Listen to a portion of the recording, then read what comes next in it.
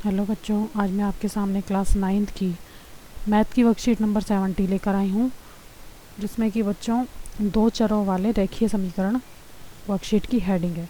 Okay, तो जो ये 15, 16, 17 और 18 वर्कशीट थी आपकी, उसकी रिवीजन आएगी। ठीक है बच्चों, तो मैं आपको बता देती हूँ इसके क्वेश्चन किस तरह से करने हैं। जो 1 से 5 तक के क्वेश्चन हैं उनको आप ऑप्शन वाले क्वेश्चन हैं, इसमें सिर्फ ये बताना है इसका राइट आंसर क्या है। तो मैं क्वेश्चन नंबर फर्स्ट आपको करवा देती हूँ। तो क्वेश्चन नंबर फर्स्ट है बच्चों, निम्नलिखित में से कौन रेखीय समीकरण नहीं है। ठीक है, इसमें A B C D 4 option है, तो इसका ऑप्शन नंबर बी वाला जो है वो राइट आंसर है। ठीक है बच्चों, सेकंड क्वेश्चन है, दो चर वाले रेखीय समीकरण के अधिकतम हल हैं। आपको बताना है कि कौन सा ऑप्शन इसका सही है। तो इसका जो ए बी सी डी इसमें भी 4 ऑप्शन दिए हैं, तो ऑप्शन नंबर सी जो है इसका राइट आंसर है। ठीक है बच्चों, थर्ड क्वेश्चन में देख लेते हैं।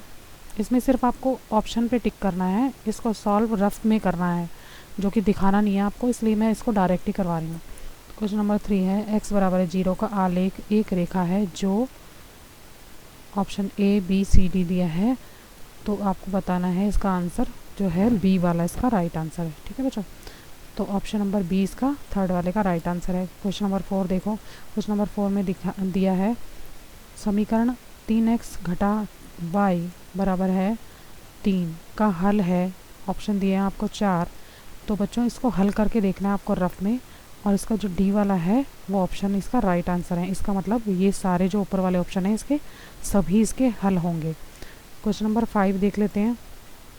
क्वेश्चन नंबर 5 में दिया है बच्चों, निम्नलिखित रेखीय समीकरण का एक हल x बराबर 2 और y बराबर 3 है।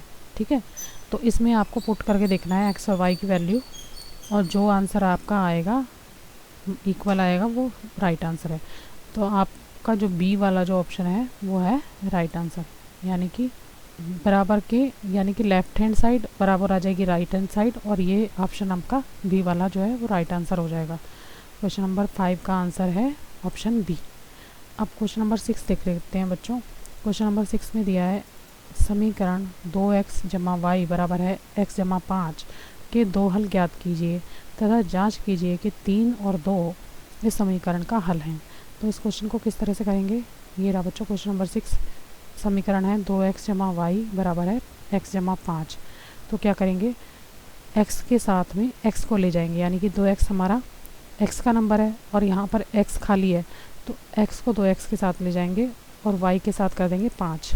x जमा वाई बराबर है 5, और अगर y को एक साइड पे कर लूँगी तो आ जाएगा 5 माइनस एक्स। ठीक है तो हमारे पास एक x आ जाएगा 1 हल करने पर, और y आ जाएगा 4, यानी कि हमारे पास एक 4 आ गया और 1, यानी कि x 1 आया और y 4 आया। इसी तरह से समीकरण दूसरे में x 0 रखेंगे, इसी तरह x को 0 रखेंगे, तो हमारे समीकरण में y की वैल्यू आ जाएगी 5। ठीक है बच्चों, समीकरण हल करना तो आपको आता होगा ना, वैल्यू पुट करनी, ये अपने आप पुट करनी पड़ती है वैल्यू। ठीक है, अब इस क्वेश्चन को बच्चों जांच भी करनी है। अब हमारे को जांच कैसे करनी है, x बराबर 3 और y बराबर 2 है, तो x जमा वाई बराबर 5 में हम x और y की वैल्यू पुट कर देंगे, यानी कि x की जगह पे 3 लिख देंगे और y की जगह पे 2। तो यहाँ पर भी हमारे 5 आ जाएगा और बराबर की दूसरी साइड भी 5 आ जाएगी, यानी कि राइट हैंड साइड बराबर हो जाएगी लेफ्ट हैंड साइड। तो ये हमारा हल निकल आएगा।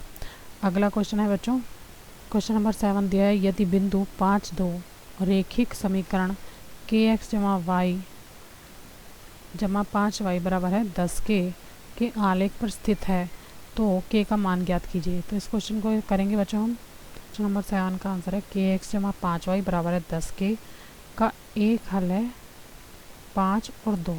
ठीक है, कैसे निकालेंगे, x बराबर है 5 और y बराबर है 2 रखने पर k x की जगह पे 5 रख देंगे, लिखेंगे k 5 जमा 5 2, y का मान 2 रखेंगे बराबर 10 के।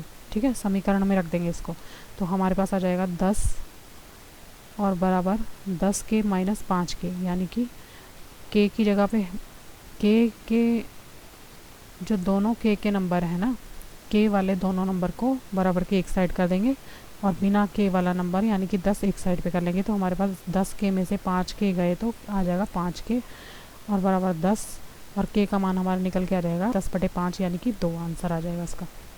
अब क्वेश्चन नंबर 8 देख लेते हैं बच्चों।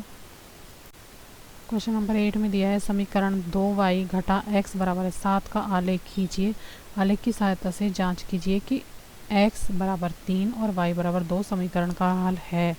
ठीक है, ये हमें पता लगाना है। तो इसको कैसे करेंगे बच्चों, 2y घटा x बराबर 7, इसमें पुट करेंगे हम x 0।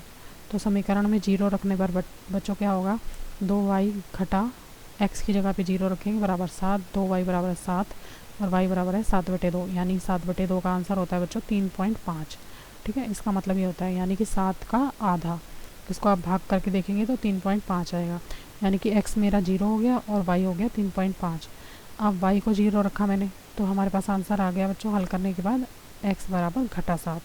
यहाँ पे टेबल बनाएंगे, x का मान x के कॉलम में रखेंगे, y का मान y के बॉक्स में रखेंगे। ठीक है, फिर ग्राफ बनाएंगे इस तरह से। ठीक है, ग्राफ पे वैल्यू पुट करनी तो आपको आती होगी, उसको ऐसे कर लेंगे। फिर इन्होंने क्या बोला था हमें, क्वेश्चन में क्या पूछा बच्चों, इन्होंने क्वेश्चन में कहा है x बराबर 3 और y बराबर 2 समीकरण का हल है, ये हमें देखना है।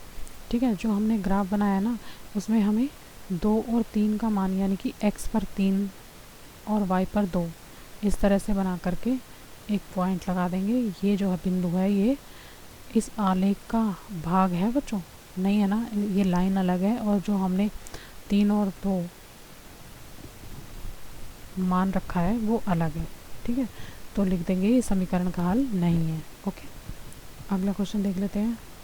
Question number 9। क्वेश्चन नंबर 9 है निम्नलिखित समीकरणों को हल कीजिए। 2 समीकरण दिए हैं, इनको हल करना है, तो कर लेते हैं बच्चों इसको हल। क्वेश्चन नंबर 9 में दिया है 2 समीकरण दिए हैं। देखो बच्चों, 7x घटा 9 बराबर 16। 7x x वाले नंबर को एक साइड रखेंगे और बिना x के नंबर एक साइड कर देंगे, यानी कि 16 जमा 9।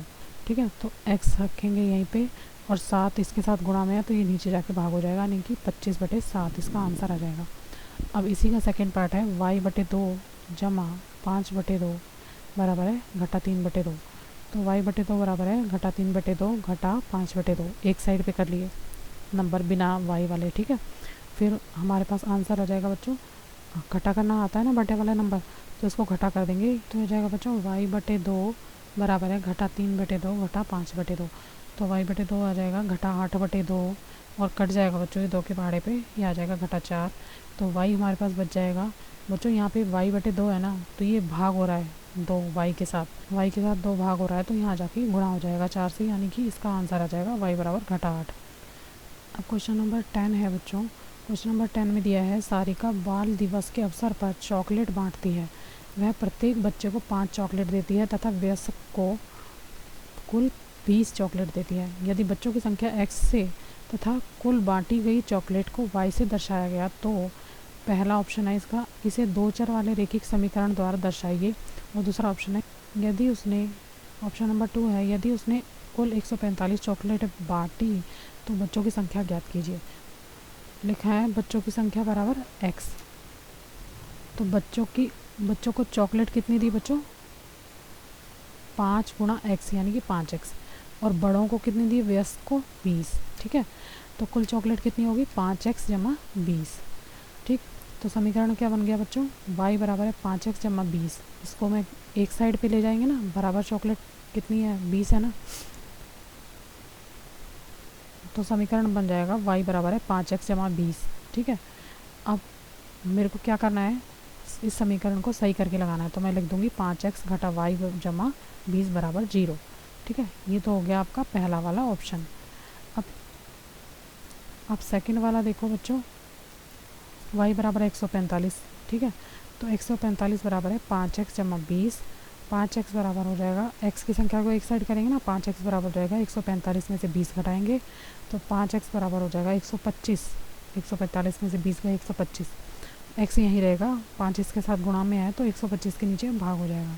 ठीक है, तो कट जाएगा 5 एकम 5, 5 10 और 5 पंजे 25, तो ये आ जाएगा x बराबर 25। ठीक है बच्चों, तो इस तरह से इस क्वेश्चन का हल निकलेगा। ये हो गए दोनों क्वेश्चन, आपके 10वें के 2 पार्ट हो गए हैं। ठीक है ना, तो ये क्वेश्चन जो थे आपके बच्चों वर्कशीट में दिए गए थे 10 क्वेश्चन। अगर आपको मेरा वीडियो अच्छा लगा हो तो प्लीज़ बच्चों मेरे चैनल को लाइक करना, सब्सक्राइब करना। Thank you very much.